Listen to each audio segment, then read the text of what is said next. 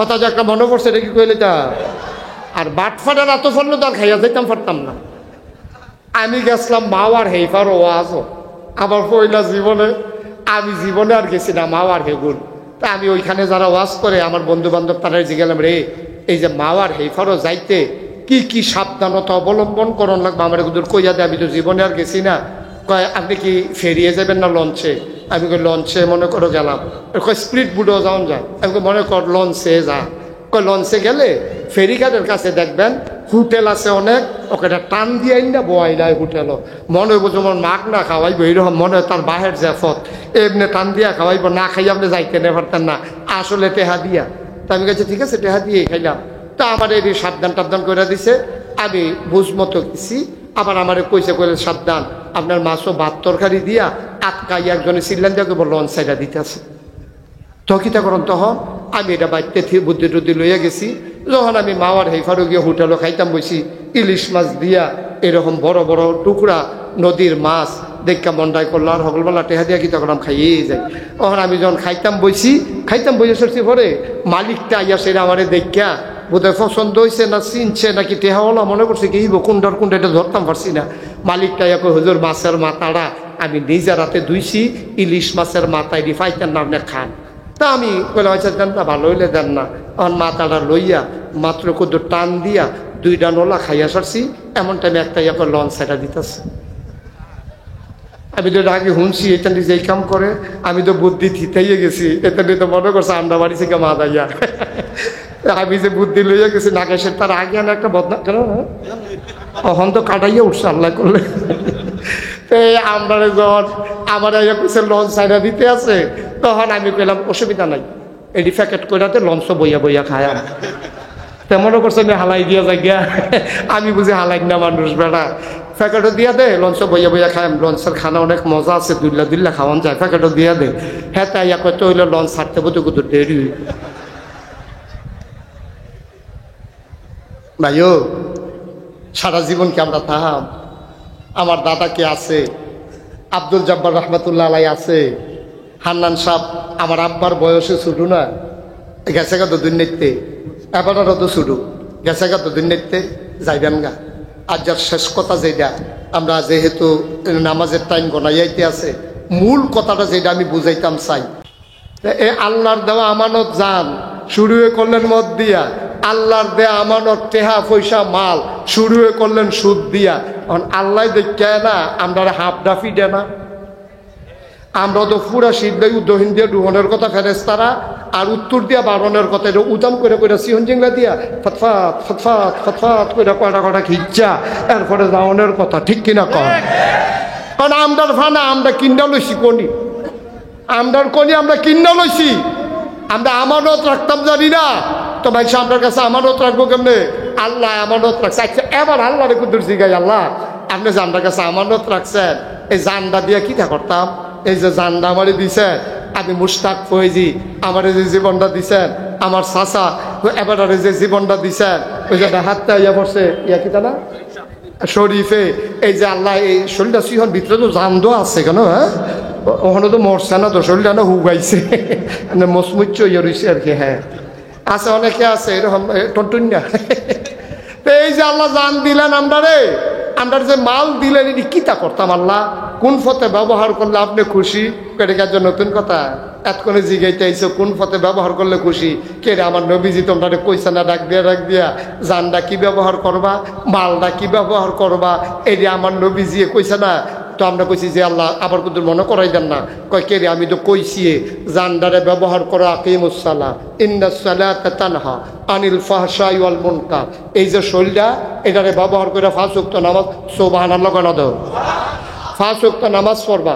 আচ্ছা জান আল্লাহ তখন থেকে আর না হইলে আগে শয়তানি করলে করছি বুঝছি না কি ওরা, তখন যখন নাগাইশুর হুজুরে বুঝাইয়া কইছে এই শরীরটারে জানদারে ব্যবহার কইরা 5 ওয়াক্ত নামাজ পড়াম, আর কিছু করার লাগবে নি। কয় ওয়াতুজ জাকা, তোমরা কি করবো? যে মাল দিয়ে দিছিলাম যে টেহা পয়সা এটির ভিতরেতে সবজি বুক করবা খাইবা, 1 বছর গুইরা সারলে নেশাব পরিমাণ মাল হইলে শতকরা 2.5 হারে গরিব মিসকিনরে জাকাত দিয়া দিও, জাকাতরা এটা দিয়া দিও, এটা আমার নির্দেশ। তো এটা মাল শরীরটারে ব্যবহার করিয়া 5 ওয়াক্ত নামাজ পড়বা। আর কিতা করতা? ইয়া আইয়ুহাল্লাযীনা আমানু কুতিবা আলাইকুমুস সিয়াম, তোমাদের উপরে রোজা ফরজ করছি, এই শরীরটা ব্যবহার করে কইরা রোজা রাখো। আমরা কই আর কিতা করতাম, কয় ওয়ালিল্লাহি আলান নাসি হিজ্জুল বাইতি মান ইসতাতা ইলাইহি সাবিলা, শরীর এবং মাল যে দিছি দুনুটারে ব্যবহার কইরা হজ ফরজ হইলে এই শরীরটা লইয়া টেহাদি খরচ কইরা হজটা গিয়া কইরা আইও। তইলে আমরা ভাইয়া লাইছি টেহা পয়সা কি কামো লাগান যাইব, 1 নম্বরে শরীরের কামো লাগান যাব নামাজও, 2 নম্বরে শরীরের কামো লাগান যাব রোজা, এই তেহারে কি কামো লাগান যাব, জাকাত দেওয়ান যাব, আর কি কামো লাগান যাব, এই হজ করন যাব। হজ করতে গিয়া তোমার টেহা খরচ হইব, শৈল খরচ হইব। তইলে আবাদত হইয়া গেছে 2 প্রকার, একটা হইল বদনী আর একটা হইল মালি। বদনী হইল নামাজ আর রোজা। সুবহানাল্লাহ কয় না রে?